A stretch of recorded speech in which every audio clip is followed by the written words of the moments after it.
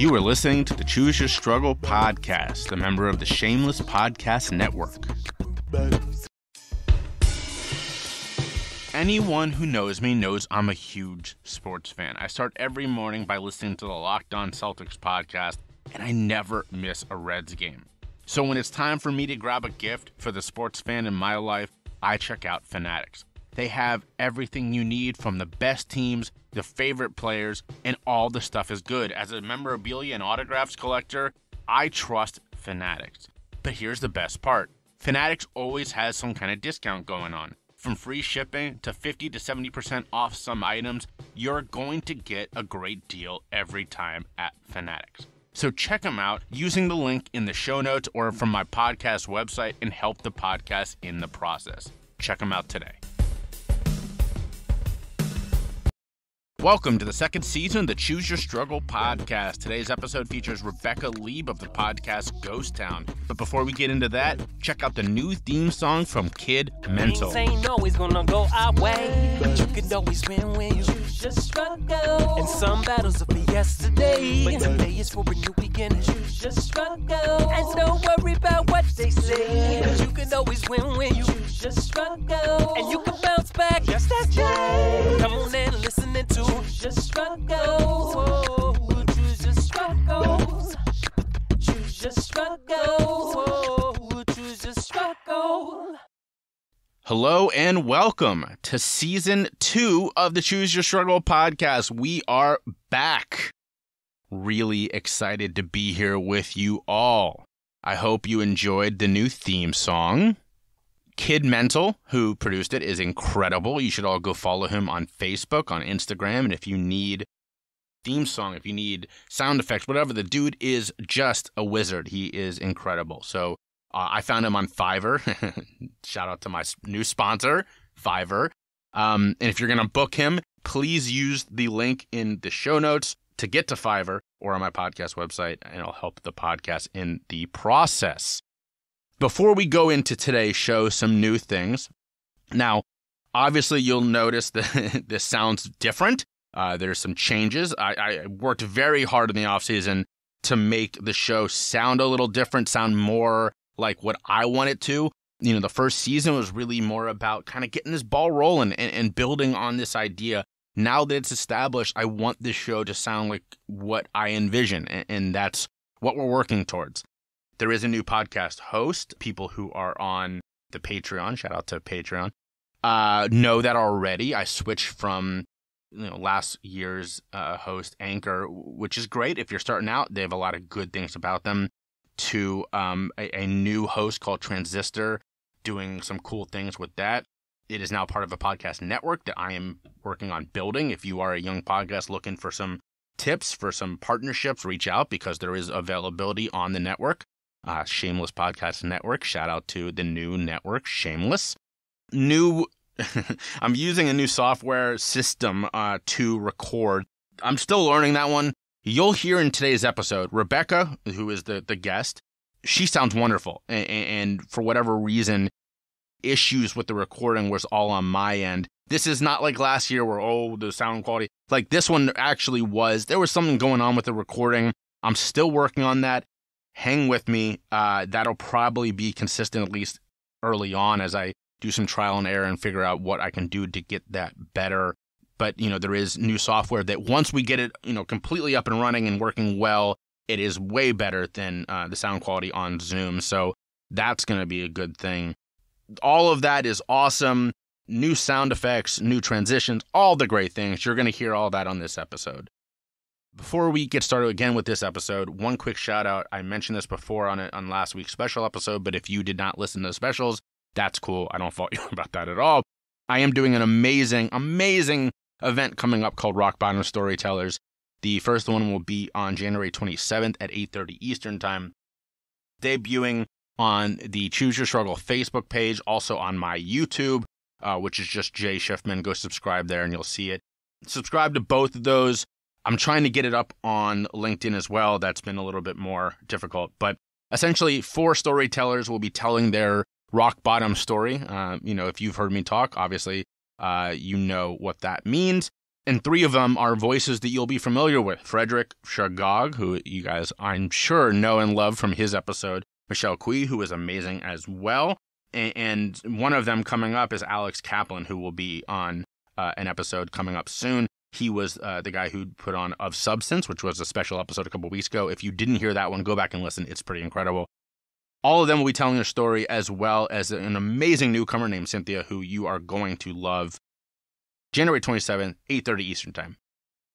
Now, this week's episode. Rebecca Leib is just amazing. Her show, Ghost Town Pod, which she does with her co-host Jason, is always on the top list for true crime, paranormal, that kind of thing. I love them so much that I am a Patreon supporter, which we talk about on this.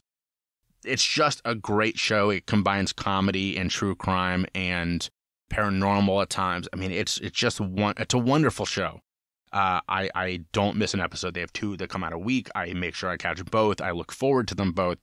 Rebecca is a comedian. She's a writer. She's a producer. She has a very funny past, which you'll hear as she tells her story here. Now, even funnier connection. When I was younger, went to a Jewish summer camp called Osrui.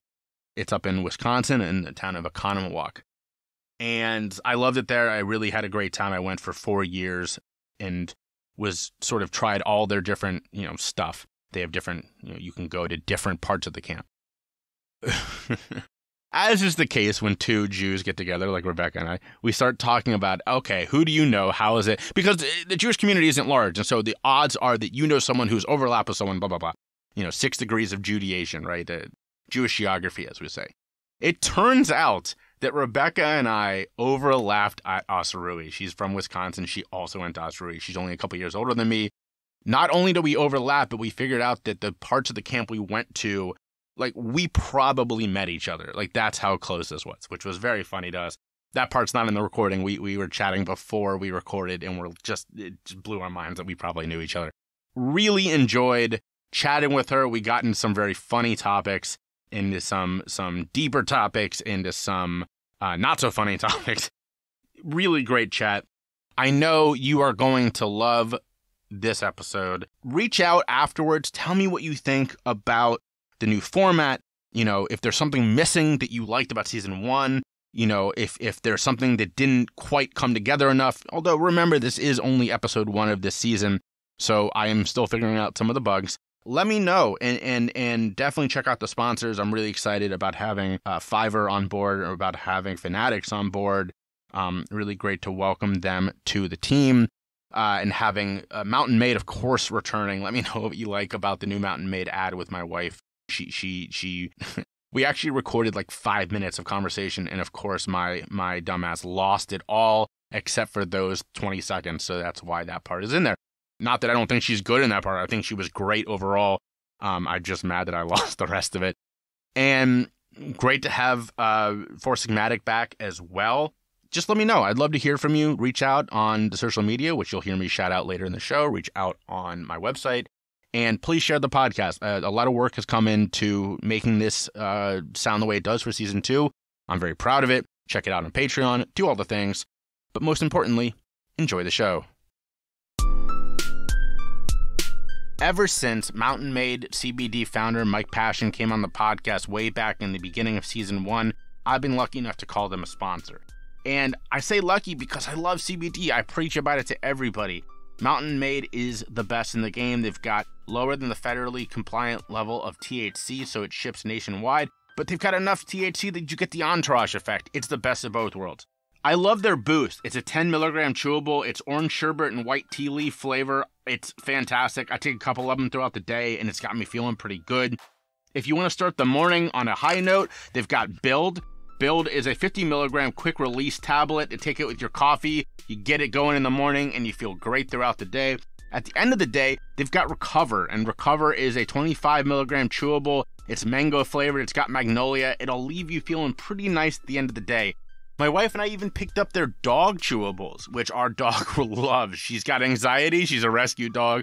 And just one of Mountain Maid's chewables leaves her feeling pretty good. But here's the thing. Don't just take my word for it. I turned my wife on to Mountain Maid, and she loves it. So let's hear what she has to say.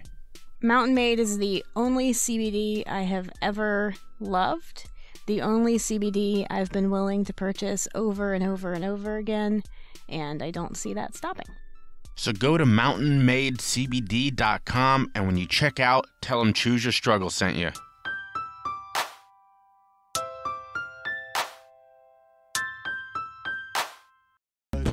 Thanks for sharing the podcast with your friends. If you're listening on Apple, please rate and review, or check out the review link in the show notes. And don't forget to subscribe wherever you get your podcasts. My fans know, because I've talked about your show before. In fact, you guys did a shout out to my show at one point, which was very nice of you. And I've talked about Ghost Town before. It's one of my favorites. I'm a big true crime and, the sort of paranormal and all that kind of stuff, which we'll definitely talk about. But, from my understanding, at least, I've only listened to the show for about 1.5 2 years, but you've been doing this for a while. What brought you from comedy to ghosts and true crime? And I think this is the part where I tell my full story too. I may have missed the cue. Please. I mean, it's weird because I think I grew up, again, as a Jew from Milwaukee. My parents are both attorneys, and now my brother is also an attorney. And they did a lot of they used to do crazy medical malpractice law. So I always had things in the basement, like giant poster boards of horrific medical crime scenes, which I feel had a lot more, just kind of got me in a place that I didn't realize maybe till later after years of therapy. So I was always around a lot of lawyerly people. I was always around kind of evidential, poster boards and binders and boxes of things. And my mom loves sci-fi and true crime to a lesser degree, but she loves a lot of mystery sci-fi. And she got me kind of into that, into the Twilight Zone is a really important show in my family's culture. But yeah, then I kind of grew up and kind of rebelled against that a lot. But I still loved, I remember being on a family vacation and reading Helter Skelter while everyone's at the pool.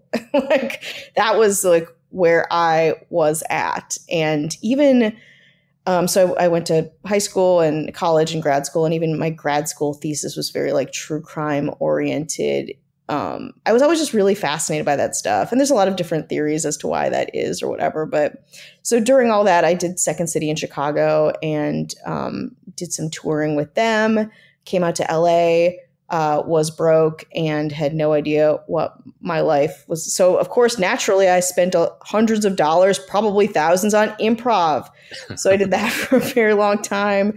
I was on Herald teams at IO and UCB and sketch teams, and just kind of worked odd writing jobs until I worked for a blog, unpaid, of course. And someone from that was like, I have this job that I can't take. I have this job opportunity that I can't take. And I was like, yes, anything. At that point, I was tutoring, just tutoring period. Just anyone for very low tutoring rates. You think nowadays tutoring is very oh, you get $75 to $100 an hour. That's amazing. For me, it was 30 if I'm lucky, just hustling, tutoring kids in La Cañada, my car on fire on the way there. And I was like, yeah, you have a job. What job? You got me a job.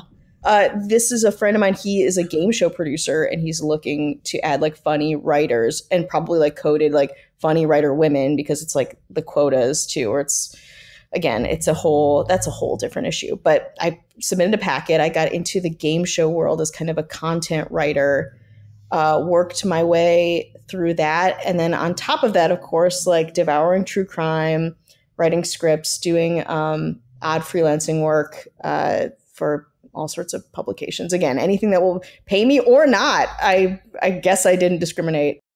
So I did that. And then I stopped doing improv because, I was in my 30s and I didn't want to be that person at the bar who's 47, sipping on a rum and Diet Coke at the IO West bar. So I was like, shit, okay. So I started getting into stand-up, and that was really fun too, and felt a little bit more my thing. And I had a podcast at that time called Boss Bitch, which was very fun, which is such a labor of love. Like, it was me and one of my really good friends. She's hilarious. Her name is Lindsay Harbert. She's also a TV writer. And we just put our heart and soul into this podcast. We were like, we're going to interview women. We're going to empower women. We're going to get all different types of women's stories. We're going to talk about women in history. We're going to talk, because we're both kind of history buffs too.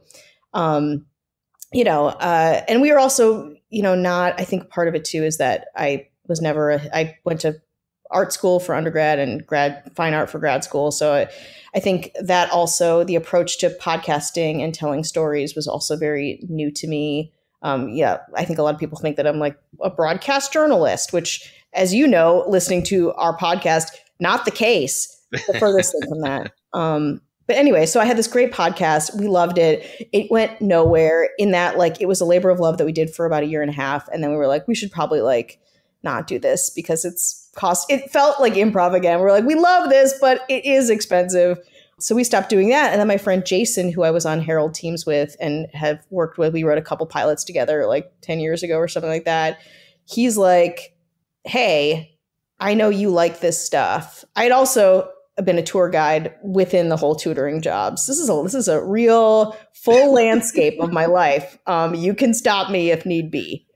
But I was a tour guide, and then I did my own true crime tours as part of my birthday every year. I do a different part of the city, and it would be like, not just true crime, but it'd be like, what is Rebecca like about this part of the city? And it became kind of a thing. And that I would do private tours for friends who are in town and eventually get paid for it, which is, again, anytime I get a check in the mail for something like that, I'm like, well, I guess I am living my dream. Holy shit. People give a shit. That's incredible. Anyway, so he was like, I know you love true crime. He went to a couple of my like true crime, like kind of birthday bar crawl history, true crime things. He's like, let's do a podcast about this stuff. He was a very like urban exploration type of a person. And I was very like history, true crime, haunted stuff. And I had a show at Dynasty Typewriter called Haunted too. So I was kind of branding myself without even really knowing it in that branding myself. God, fuck off. Sorry. I use the term that I hate most just now. But he was like, let's do this podcast. Let's call it Ghost Town. We'll talk about all these things week to week. It'll be great. And I was like, no, I don't want to do that. I was like, I already had this podcast that was like so much of my life and I loved it so much. And like, what makes you think that this podcast is going to be any different? And he's like, I mean, I was a YouTube star for like 15 years at age 48. Maybe I know something about this. And I was like, okay, let's try it. So it's been incredible. The feedback we've gotten, it's been a gift. Again, to make money doing something that you would have never even imagined is absolutely insane.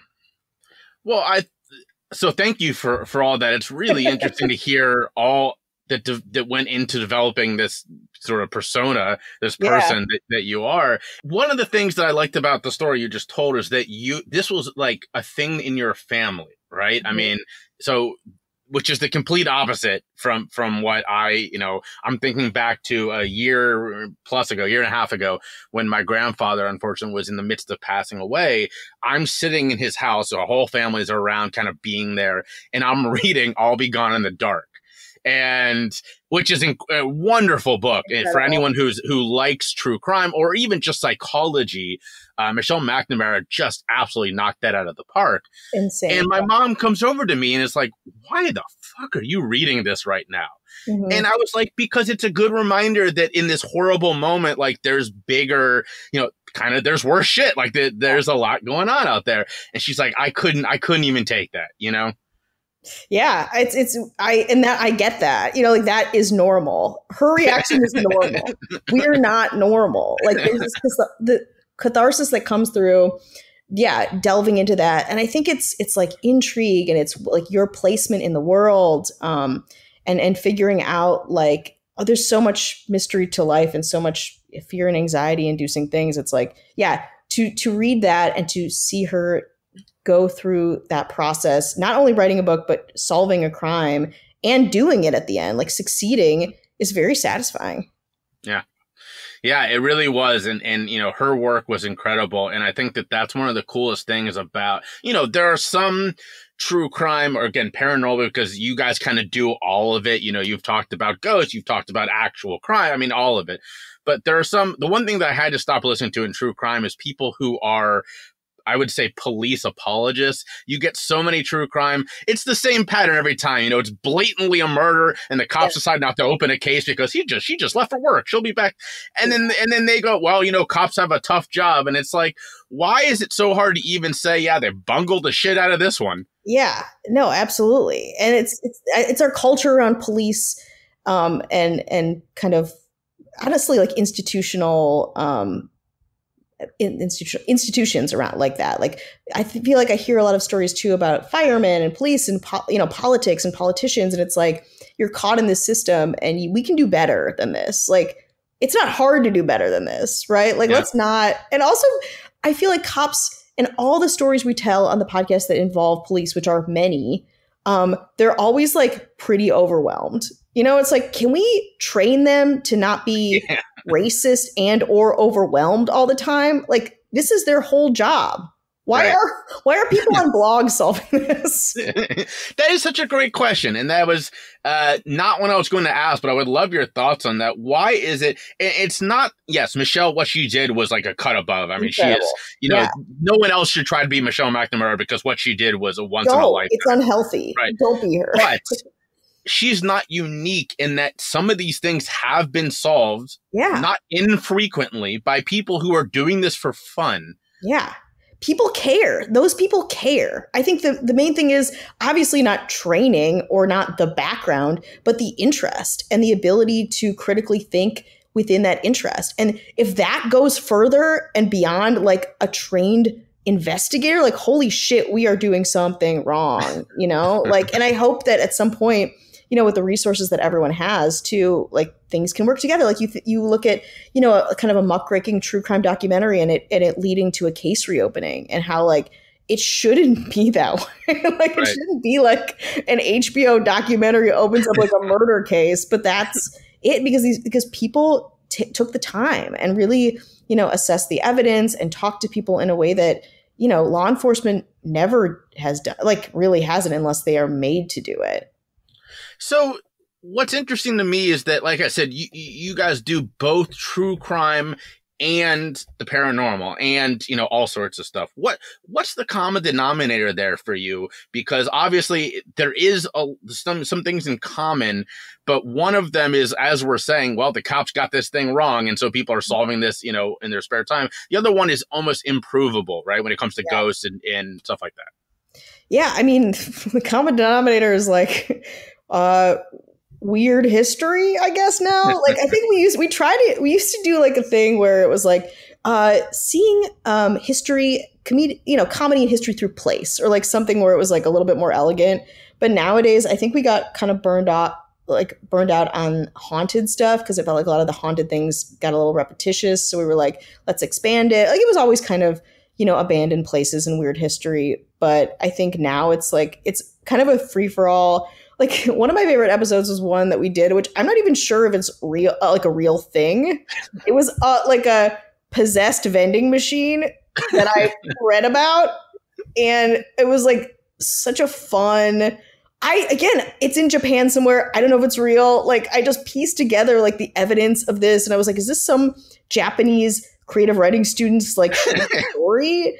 I don't know. But stuff like that, where it feels like it is offbeat history or telling a story in a different way, or, you know, something that might be interesting. It's very broad. So there's not a huge amount of through line to what we do these days. Well, one thing I think that's so interesting is that if you look at the podcast list of the most popular categories of podcasts, number 2 is the one that I'm in, which is health and wellness. That's sort of the big catch-all. You know, I do mental health, substance misuse. Yeah. But number 1 is true crime and paranormal and all these sort of things. And it's the common denominator between these is psychology. It's the thinking, it's the thought process around humans, what we believe, what we do. It's so fascinating to me that those two are the number one and number two category. Yeah. I mean, it makes total sense. I didn't even think about that. That makes absolute total sense to me. It is. They're part and parcel with one another. I think about my mental health and like going back and how, I do. I think it's this like idea of getting what you need through other people's stories. Well, so let's get into that, because that's actually one of the reasons I invited you on, not just because I'm a big fan of yours in the show, but one of the things that you do, which is the only show I know who does this that doesn't talk about mental health, is that you and Jason have halfway through every show a mental health moment. You have you stop, you say, how are we doing? How are you doing? People tell us, and you actually ask your listeners, say, tell us how you're doing. We want to hear from you. So, I don't want to make it sound so amazing that you're asking people how they're doing, but it is. I mean, this is, like I said, the only show that I listen to that does that. So why was that a thing that was so important for you guys to do? Well, I think I think we feel like assholes if we're talking about true crime or like something, again, like mental health related and of that same, like cut from that same cloth in certain ways, and not be like, all right, let's take a break from this bus where everyone got stabbed. How are you? I think it feels disingenuous to not be like, all right, let's like ground this in, we all get it. We're all listeners. We're all here to listen to this specific content, but like, you're right. It's very connected. So let's like shift gears a little bit, take a breather. It's usually after like a pretty charged, like we just recorded yesterday, and it's like a family gets murdered. Okay, we got to stop this. Like, we're comedians, so finding that line can be tough, but I think giving a little breather to everyone to be like, are you okay? Am I okay? Like, what happened to us all this week feels like a good thing. And Jason and I both, I think like mental health has always been on the forefront of, our own creative process and how we relate to each other a lot of the time. So it feels really important. Is it hard at times to leave it, sort of leave it on the field? Is it tough when you guys get done recording to be like, the bus where everybody gets stabbed, to leave that there and not take that anxiety back with you? Yeah. And we've had people, I don't think we've talked about this on the podcast, but people who have been connected to these cases have reached out to us, and in many ways, in ways where they're like, thank you for, being gentle with this, and in ways where they're like, fuck you, like, this is my family. And so I think that feels the hardest to me, because all of the stuff, all of our research is not, it's all online. We just Google stuff. So like, it's not like the research isn't available to everyone else to create a episode or to write something about it.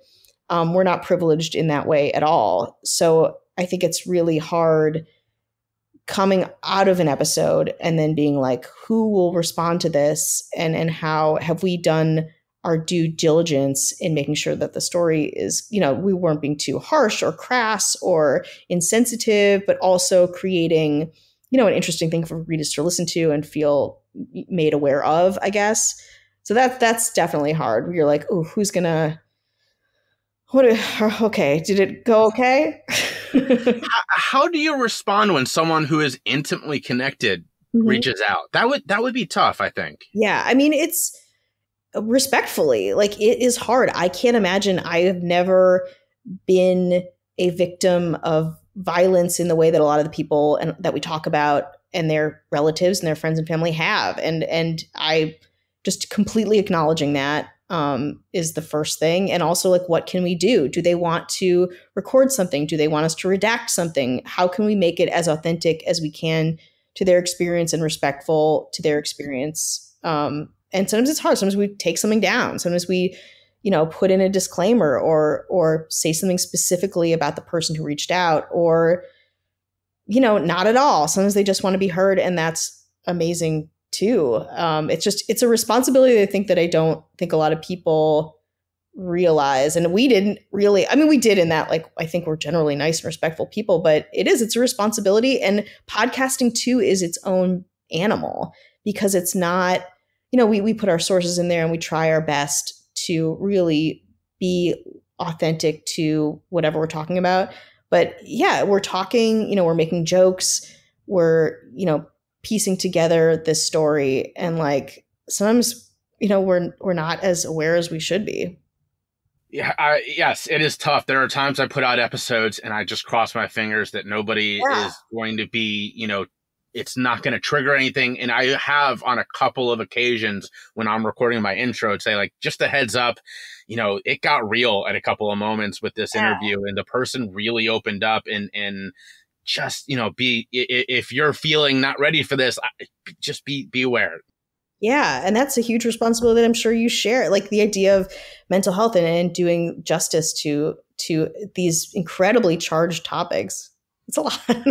It is a lot. Yes. And that's what, again, one of the reasons that I really love that you and Jason do that is that, my wife sometimes makes fun of me when I say something and she's like, is that real? Or did that happen on a single true crime podcast you listened to and now you're nervous about it, but it's almost like you keep peeling back the curtain a little bit, and a lot of what's back there, it's not pretty. No, not at all. And we're just keeping it together. You're like, got to clean that curtain, get it. Like, holy shit. Back there is a literal nightmare. Or even stuff too. It's like stuff where I was like, yeah, I got that buttoned up. And then 14 years later, you're like, nope, here it is. Yeah. All right. Well, before we continue, let's pause and I'll give you a chance to shout out where people can follow you, shout out the show and all the good stuff. Great. You can follow me at Rebecca Leib. That's at REBECCALEIB. That's on Instagram. That's on Twitter. That's on Facebook, I guess. Do you use Facebook? Sure, people do. And then Ghost Town Pod. It's at Ghost Town, GHOSTTOWN pod POD, and that's our email too. Those are pretty much the places you can find us, and pretty available. Not too available, but a little available. If you've been listening to the podcast for a while, you know that it's not the only thing I do. Choose Your Struggle is an entire brand. I speak, I coach and consult. I have rock bottom storytellers. There's a lot going on. And sometimes I get to a project and I go, man, I can't do all of this myself. So I turn to Fiverr. It's so easy to find incredible professionals who can help me out. I've hired people to help with marketing, help with SEO, help with my website. So much great stuff all on Fiverr. I even found Kid Mental, who did the incredible theme song on Fiverr. So if you have a project that you need some help on, go check out Fiverr. Use the link in the show notes or my podcast website, and you'll help the podcast in the process. Check them out today. Enjoying the podcast? Consider supporting it on Patreon. You'll get behind-the-scenes looks, sneak peeks, extra bonus content, and best of all, a way to interact with me, your host. You'll also get discounts on merch like tank tops and magnets, and all the other services I provide, like booking me to speak, coach or consult, or even advertise here on the podcast. Check it out in the show notes or in patreon.com/chooseyourstruggle. Plans start at as little as $3.40 a month, and all the money goes right into the podcast. All right, let's get back to the show. Choose your struggle. Choose your struggle. Find me on social media. Check the link in the show notes or search for me, Jay Shifman, on YouTube and LinkedIn, and Choose Your Struggle on Facebook, Instagram, and Twitter. I do want to say before we continue, I should have said this in the beginning. I probably will on the intro as well. I am a Patreon supporter, so there is a conflict of interest here with Ghost Town. I am a huge fan and financially a supporter. So that's so sweet. I have to put that out there for the listeners. That's right. I sent you a pin. I remember. You did. I love it. And you know what? Honestly, like I have a Patreon. I'm not as active as I should, but y'all do it really well. So thanks. That's not me at all. I mean, any marketing is really Jason. So I'll pass it except for your tarot card readings. That was the thing that you did. It's true. And I was thinking about doing that again, but that's hard too. Again, it's another like strange job that I've done in my past where I'm like this year, I feel like with clients that I've tarot clients, they want it too badly. And you're just like, oh, I don't want to be responsible for this year is bad enough. Well, so I think it's really interesting that, so the paranormal, right, and tarot, these are all things that there's a lot of stigma, and it's literally behind me, and my listeners don't know this, but guess that my hashtag and the stigma is behind me on these recordings. That's one of the things that I talk about a lot, is stigma around things that a lot of people either, I don't want to say normal because that's such a hard word, but it is very normal to believe in paranormal. And in fact, I looked this up just to see for myself. And the latest surveys found that 60% of United States citizens believe that there's intelligent life in the galaxy, and 50% believe in ghosts and all that kind of stuff. So those are solid numbers. And yet it's easy to get made fun of if you're like, yeah, I believe in ghosts, I believe whatever, right? I mean, it's a comment, oh, this guy's crazy, Yeah. And so I think tarot goes in that, and there's all sorts of stuff. Why do you think that is, that belief in these other things that we can't explain, whether it's ghost, alien, whatever, and being called crazy sort of go hand in hand still today? Well, I think it's because there's ideas that are crazy, like some elements of religion, but they are couched safely in religion, in this institution, and I think ghosts and paranormal stuff and alien visitations, although I think some Israeli government official just was like, yeah, they're real. So maybe that will change. He was like, I talked to them and they were quite frankly like, y'all ain't ready for this shit yet, and so we're not coming.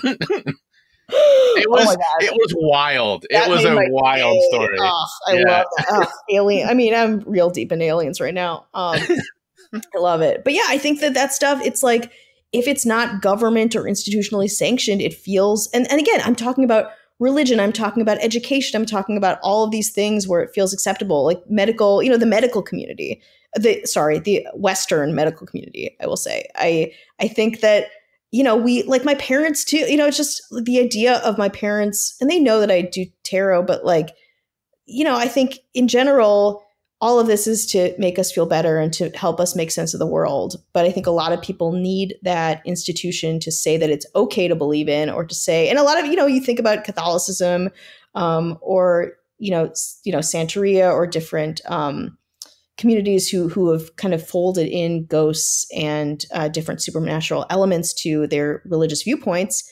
I think that is much more acceptable, and it's much more culturally acceptable and feels better. And again, I think we have a very puritanical perspective. We're, Americans were of puritanical ilk. So we kind of shy away from that because it feels mysterious to us, or it feels, like it's something that we can't really reconcile with the rest of our worldview, whereas other people don't have that same conflict.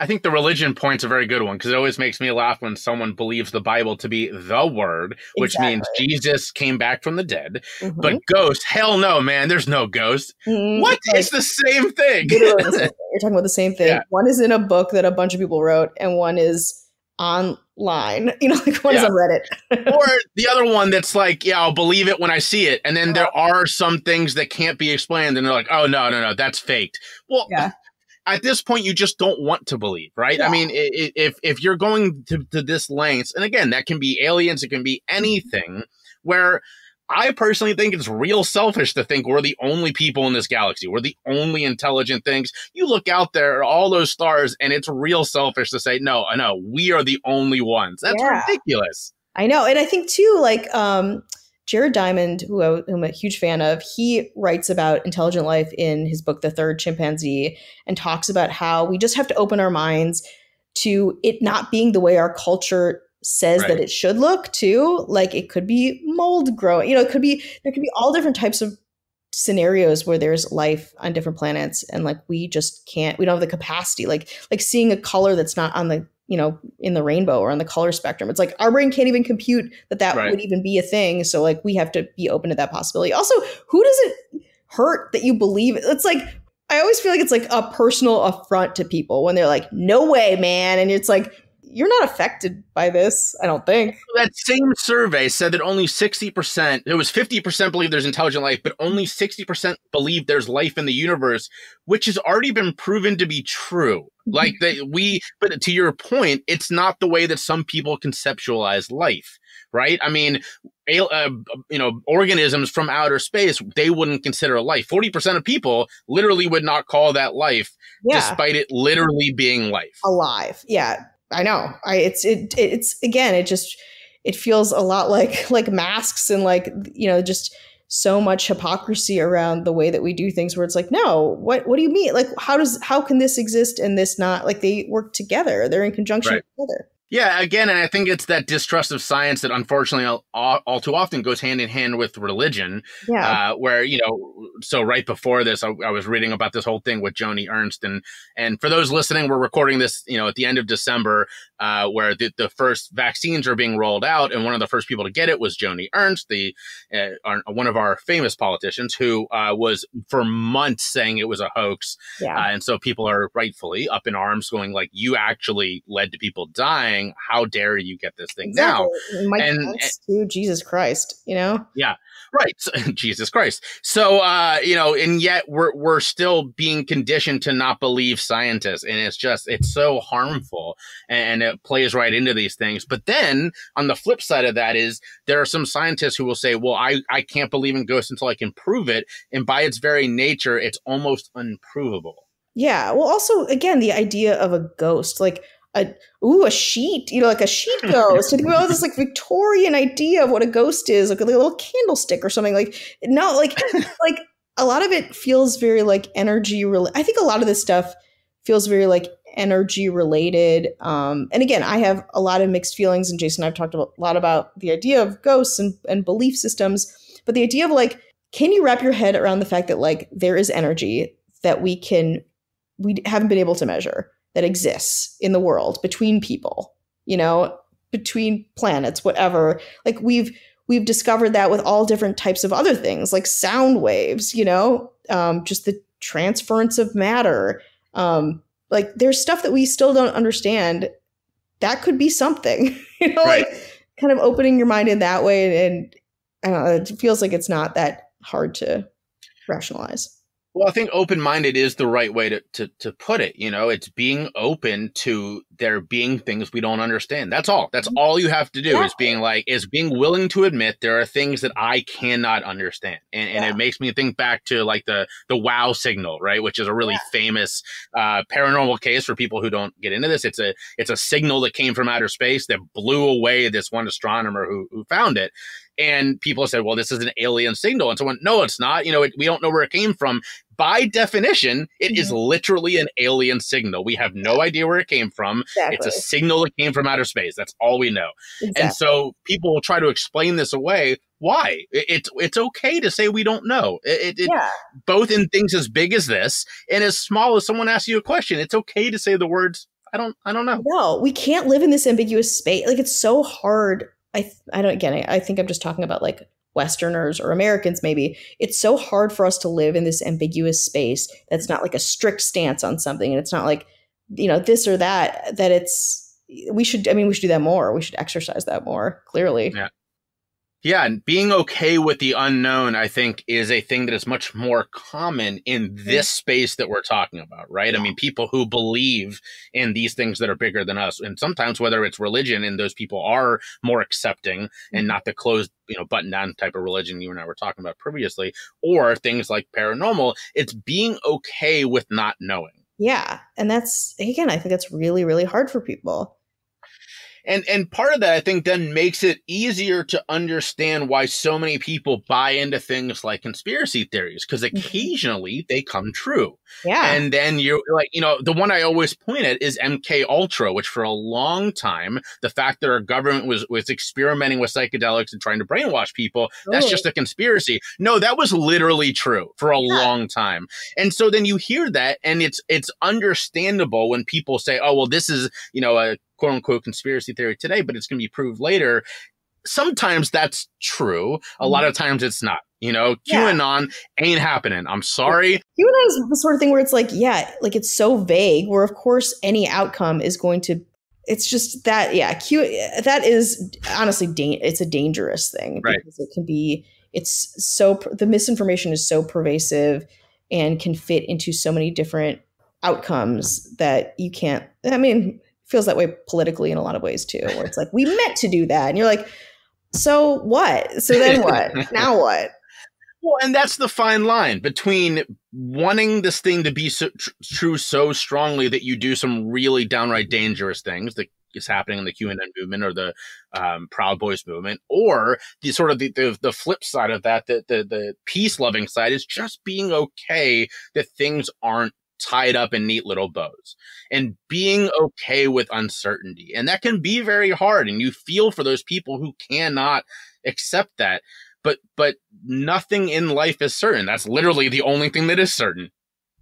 And that's one of the things that I love, again, about the whole subject of the, shows like yours, is that often you have a show where there's no outcome. You relate the case as it is, but there's no nice tidying up at the end of the show.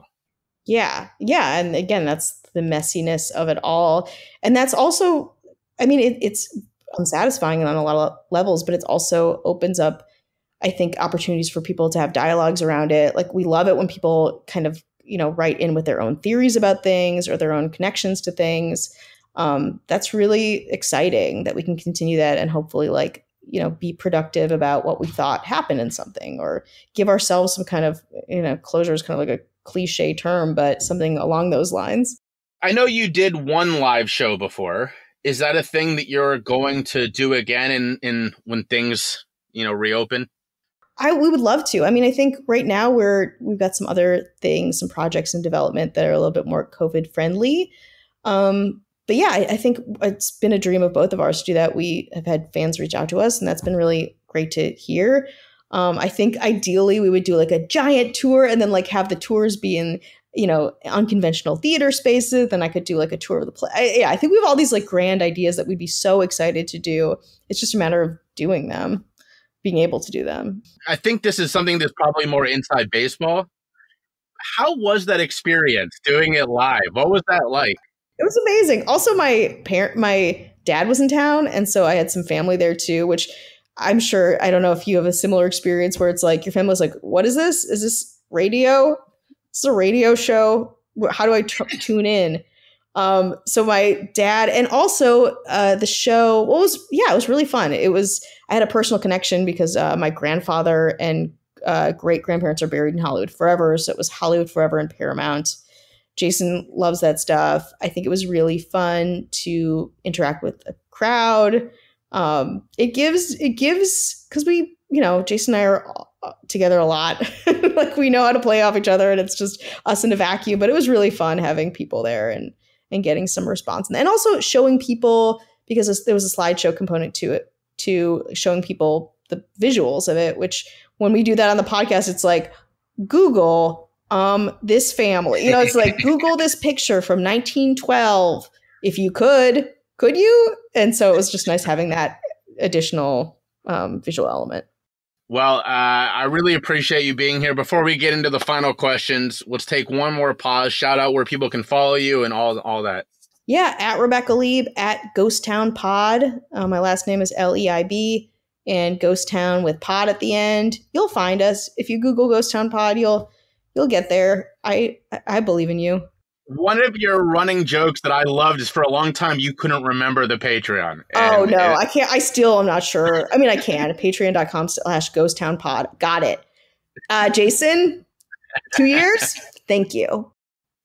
So the final two questions I always end with are these. Number one, not just during COVID, but obviously right now especially, what are your self-care habits? That's a great question. I got into breath work. I actually just came back from the desert a couple days ago. I got very into breath work for a while, which is kind of the over oxygenation of your brain in a way that feels like very meditative, and it's kind of intense. So I've been doing a lot of that, not to sound as white woman as I ever could. I also cook a lot. I kind of cook obsessively, which is really fun and great. So those are the two big things that come to my mind. I should work out a little bit more. going to try to get into that. That's always really good for your mental health and brain functioning. And yeah, I think those are the big ones. Final question. We've spent the last 40 plus minutes listening to why you're awesome and everybody should go follow you and all your work. But who are some people that you're reading, that you're listening to, that, that have had incredible influences on you that we should all go check out? Oh my gosh, there's so many. I just finished Susan Burton's book, Empty, and that's actually about anorexia. Again, light reading. It's a memoir of hers. She's an NPR producer. She's incredibly talented. Her memoir is incredible. I also have been binging Royal Blood, a history podcast. I forget exactly who it's through, but you can find it. And it's about essentially like royal historic stories of interest. That's great. What else have I been? Season 30 something of Big Brother. So you got to get that reality TV junk food in. Also Bachelorette, of course. Yeah. And of course the Crown. Incredible. So I'm into it all. Well, Rebecca, thank you so much for being here. Everybody go check out Ghost Town. It's a great show. It's one of my favorites. I don't miss either. You have 2 episodes a week. Neither one do I miss. Oh, thanks so much. If you listen to the podcast, and of course you do because you're hearing this right now, you know that I always ask my guests what their preferred method of self-care is. Well, here's my answer: a good cup of coffee. This year has truly made me appreciate the little things that make my life better, and a good cup of coffee goes a long way. That's why I switched to Four Sigmatic, and I haven't gone back. They use mushrooms in their beans, and it gives me a kick in the morning that I didn't know I needed before, and now I miss if I have anything other than Four Sigmatic. Once you give them a try, trust me, you're not going to want to go back. So go check out the link in my show notes or on my podcast website, and use the code ChooseYourStruggle, all one word, at checkout to get 10% off. Check out Four Sigmatic today.